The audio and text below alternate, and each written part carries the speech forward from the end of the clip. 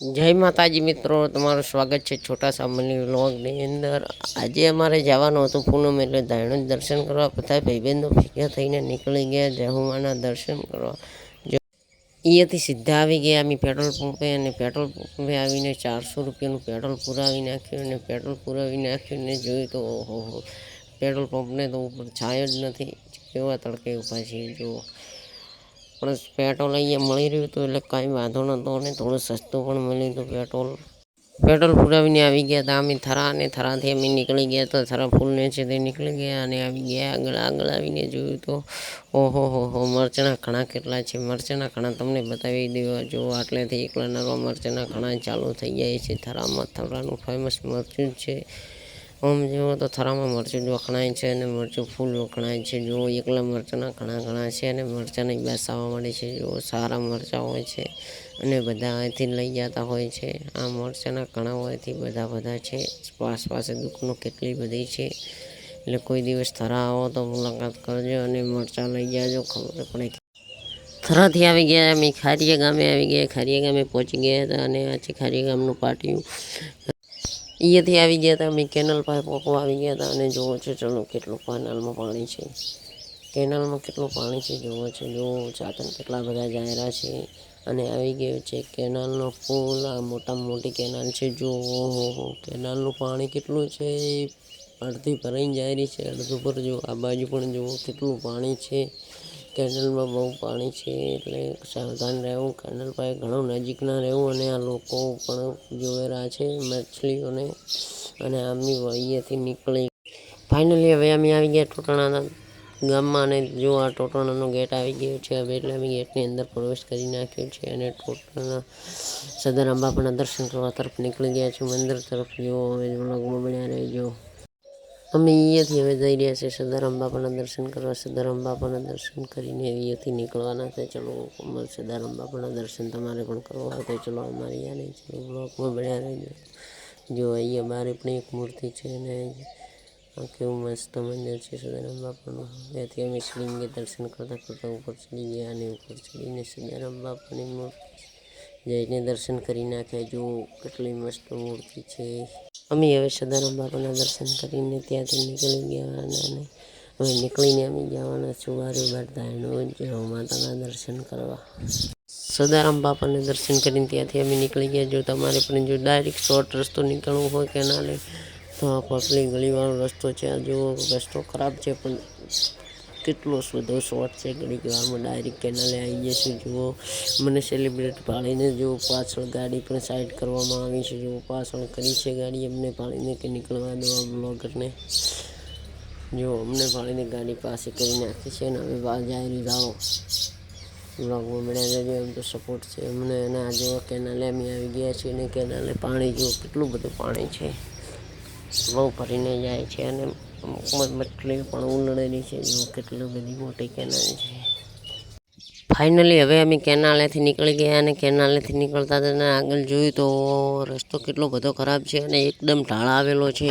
જો સામે ટ્રેક્ટર પણ આવતું હતું, એટલે અમે થોડી વાર બાઇકને અમારે ઊભું રાખ્યું, અને ટ્રેક્ટરને નીકળવા દીધું। સાવચેતી રાખવી જોઈએ, ટ્રેક્ટર નીકળી ગયું એટલે અમે પણ નીકળી ગયા। અને જો એકદમ ઢાળ છે, આ રસ્તો કેટલો ખરાબ છે। આવા રસ્તામાં બાઇક ચાલકને ડ્રાઈવર હોશિયાર હોવો જોઈએ, તો જ આપણે રસ્તો પાર કરી શકીએ છીએ। જો એકદમ ઢાળ છે, એટલે અમારે કિશનભાઈ ડ્રાઈવર સારા છે, એટલે કાંઈ વાંધો નથી। જો કેટલો બધો ઢાળ છે, પાછળથી જુઓ ડાયરેક્ટ કેનાલથી નીચે આવી ગયો છે રસ્તો, અને અહીંયાથી કેનાલ પાણીમાં ઉતરી જાય છે। અહીંથી આવી ગયા હતા અમે ઉપરના ભાગમાં, જો દરવાજા છે, અહીંયાથી પાણી ખોલવામાં આવે છે, અને દરવાજા પાસે કેટલી બધો ચંપલ અટકાઈ રહ્યા છે, અને કચરો અટકાઈ રહ્યો છે। અમે કેનાલે જતા હતા, અને જોયું તો સામે લીલગરીનું ખેતર ચેવડું છે। જુઓ યાર લીલગરીનું મોટું ફાર્મ હાઉસ આવી રહ્યું છે, અને કેટલી બધી લીલગરી વાયેલી છે। જુઓ તમે પણ જોઈ હોય તો કોઈ દિવસ અહીંથી જોયા હોય તો કોમેન્ટ કરજો। જય માતાજી। જુઓ અને અહીંયાથી ટોટાણાવાળા રસ્તે પાણી નીકળે ને અહીંયાથી છૂટું જાય છે। આજે તો બંધ છે, પણ આ જો લીલગરી કેવડી મોટી થઈ ગઈ છે। અહીંયાથી હું 4-5 વાર પહેલાં નીકળ્યો તો થોડી નાની હતી, આ ફેર થોડી મોટી થઈ ગઈ છે।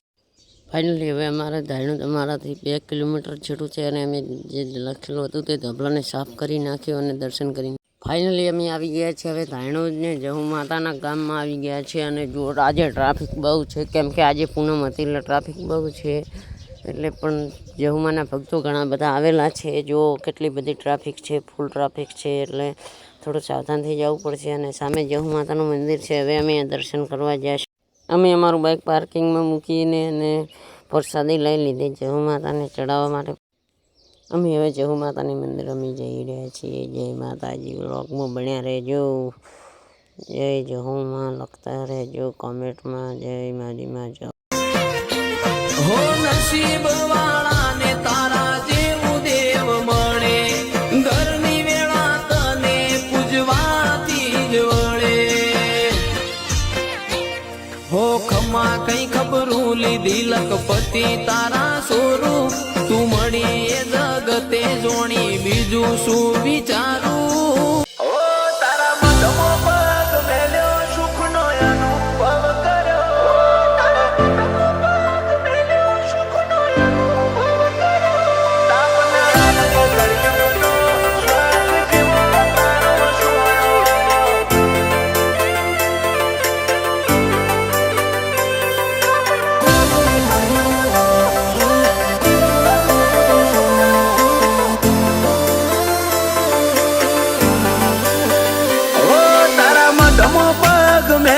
સુખનો અનુભવ કર્યો,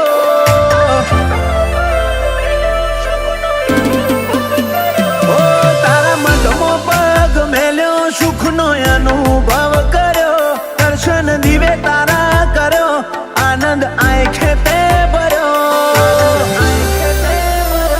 તાપ ના લાગે કળિયુગનો સ્વર્ગ જેવો તારો સોયો. મનની મેલેલી મૂંઝવણનો જવાબ તારી જોડે પડ્યો.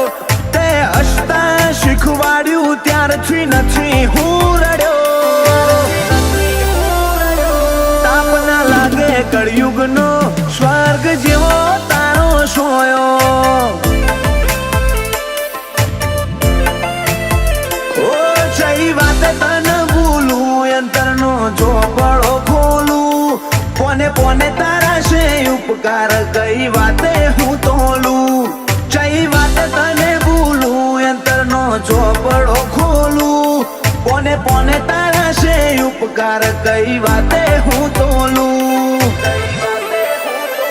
મારી આ કાયાને ના ચડે કોઈ દાડો અભિમાનનો કોઠો, તારા ગણને ભૂલી જવું તો રોમ રહેશે રૂઠો રૂઠો. કળિયુગનો સ્વર્ગ જેવો તારો સોયો.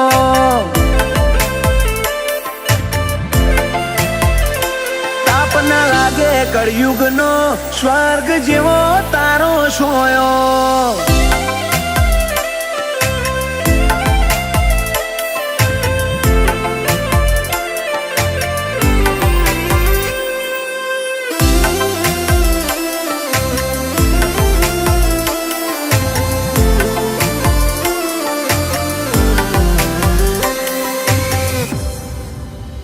નસીબથી મળ્યો માનવ દેહમાં તારી ભક્તિનું ડાપણ, હું જુ દુનિયાએ કીધા વેણ કડવા, સમજણનું હમ પેતરું દીધું. હૈયામાં હતી તારી હામ હાચો માર્ગ તે હું જ વાળ્યો, માં થઈને અમારા મોથે મેઠો. જય માતાજી મિત્રો. હવે તમે જહુમાના દર્શન કરી લીધા હોય તો વિડીયોને લાઈક છે અને સબસ્ક્રાઈબ કરી નાખો. તમારા મનની વાતો જહુમાં પૂરું કરે અને તમારું સપનું પૂરું કરે. જય માં જહુ.